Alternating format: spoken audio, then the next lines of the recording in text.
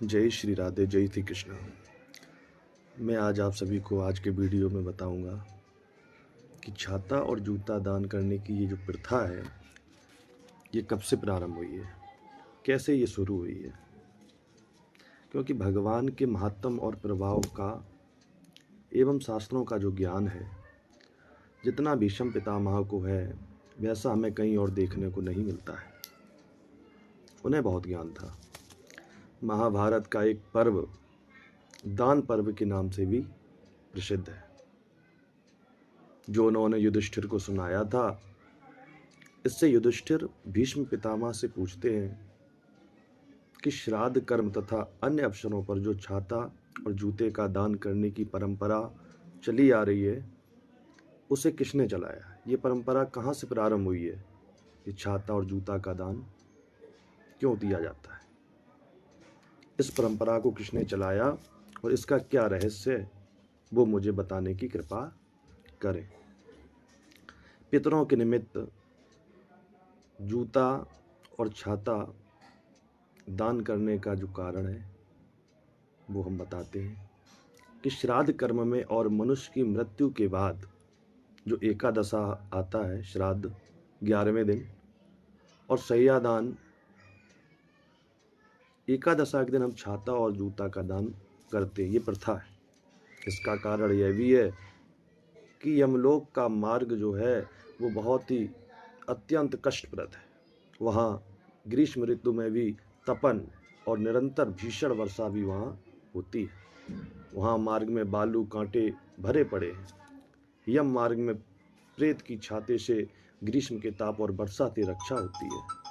जूते नंगे पैरों मार्ग के कांटों से उसकी रक्षा करते हैं।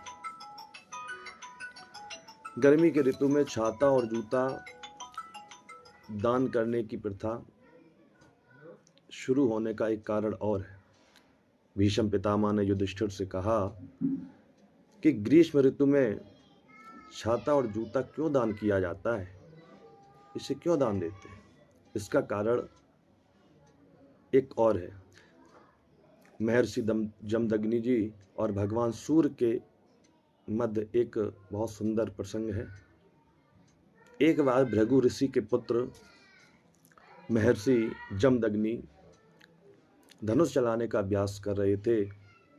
वे बार बार धनुष पर बाण रखकर चलाते थे और दूर गए उन बाणों को उनकी पत्नी, जिनका नाम रेणुका था, वो ला करके दिया करती थी। जेठ का महीना था, बहुत प्रचंड गर्मी पड़ रही थी, बहुत भयानक धूप थी, जमीन गर्म तंदूरी की तरह भभक रही थी।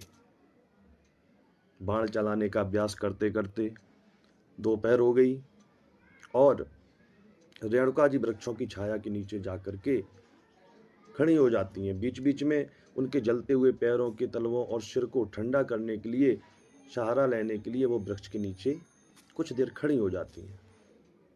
तब कहीं जाकर बाण बीन बीन करके महर्षि को ला करके वो देती थी।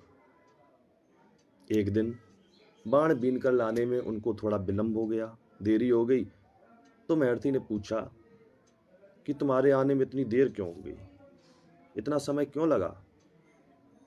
तब महर्षि की पत्नी रेणुका जी ने कहा कि तेज धूप के कारण मेरा सिर और मेरे पैर जल रहे हैं।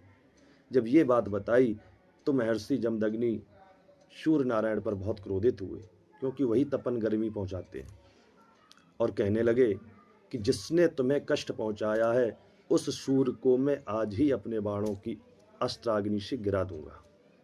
ऐसा कहकर के वे अपने दिव्य धनुष पर बहुत से बाणों को रखकर सूर्य की ओर मुंह करके खड़े हो गए और उन्हें युद्ध के लिए तैयार किया। तो जैसे ही सूर्यदेव ने देखा तो सूर्यदेव भयभीत हो गए। वे सूर्य नारायण भगवान आज ब्राह्मण का वेश धारण करके उन महर्षि के पास आ गए और कहने लगे कि सूर्य ने आपका क्या अपराध कर दिया? सूर्यदेव तो आकाश में है, अपनी किरणों द्वारा वसुधा को रस खींचते हैं और बरसात में उसे पुनः वर्षा देते हैं। वर्षा से अन्न उत्पन्न होता है और अन्य ही जीवों का प्राण है। औषधियाँ, लताएं, पत्र, पुष्प आदि ये सब सूर्य की कृपा से ही तो उत्पन्न होते हैं। भला सूर्य को गिराकर आपको क्या लाभ मिल जाएगा? आप आज इतना क्यों परेशान हैं? सूर्यदेव के द्वारा इस तरह प्रार्थना करने पर भी महर्षि का क्रोध शांत नहीं हुआ। वे ब्राह्मण के वेश में हैं, सूर्यदेव को पहचान गए, क्योंकि सूर्यदेव ब्राह्मण का वेश बना करके आए हैं। सूर्यदेव महर्षि के तेज को देखकर भयभीत हो गए, डर रहे हैं और उनके शरणागत हो गए। तब महर्षि ने कहा कि शरणागत की रक्षा करना ये एक महान धर्म है। जो शरण में आ जाए उसकी रक्षा करना यह धर्म है, और उसके वध से पाप भी होता है। अतः सूर्यदेव तुम ही कोई उपाय सोचो जिससे तुम्हारे तीव्र ताप से रक्षा हो सके। तब भगवान सूर्य ने महर्षि को शीघ्र ही एक छाता और जूता प्रकट किए। ये दो वस्तुएं प्रकट करी और ये दोनों वस्तुएं महर्षि जी को प्रदान कर दी और कहने लगे, सूर्यदेव कहते हैं कि यह छत्र मेरी किरणों का निवारण करके ये मस्तक की रक्षा करेगा, और ये जो जूते हैं ये पैरों को जलने से बचाएंगे। आज ये दोनों वस्तुएं जगत में प्रचलित होंगी और पुण्य के अवसरों पर इनका दान अक्षय फल देने वाला होगा। इसीलिए ये प्रथा चली आई है कि जो हम लोग श्राद्ध आदि कर्म में दान करते हैं। आज की वीडियो में इतना ही। जय श्री राधे, जय श्री कृष्णा, हर हर महादेव।